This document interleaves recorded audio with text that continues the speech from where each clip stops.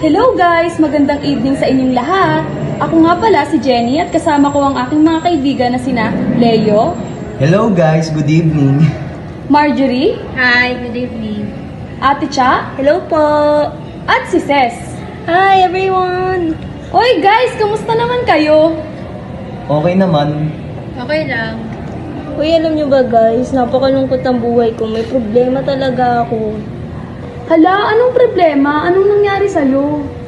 Masyado na kasi ako nababad sa SOCMED. Halos nauubos na yung oras ko dito.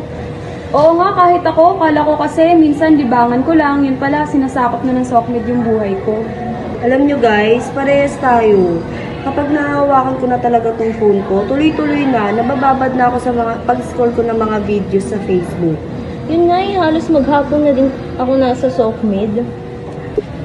Hindi ko na nga din namamalayan yung oras dahil nga babad ako sa SOCMED eh.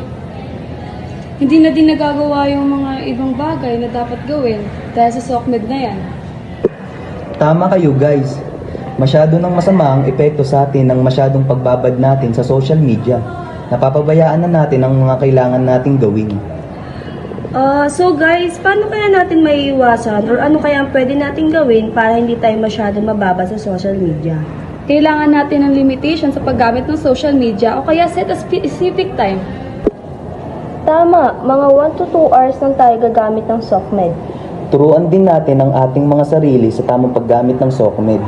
Oo, pwede. Or di kaya kapag naboboard tayo, pwede tayo magbasa ng mga libro. Huwag nating gawin libangan ng SOCMED. Pwede din lumabas-labas ng bahay kasama pamilya o kaibigan para naman may oras din tayo sa kanila. Pwede rin nating mahanap yung ibang hobbies natin tulad ng pag-ehersisyo.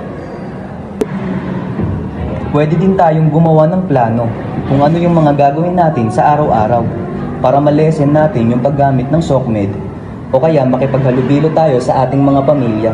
Kaya kayo guys, payong ka mag-aral lang, iwasan nating mababa sa social media. Ika nga nila, don't waste your time if not necessary important. Thank you guys! Salamat sa pakikinig!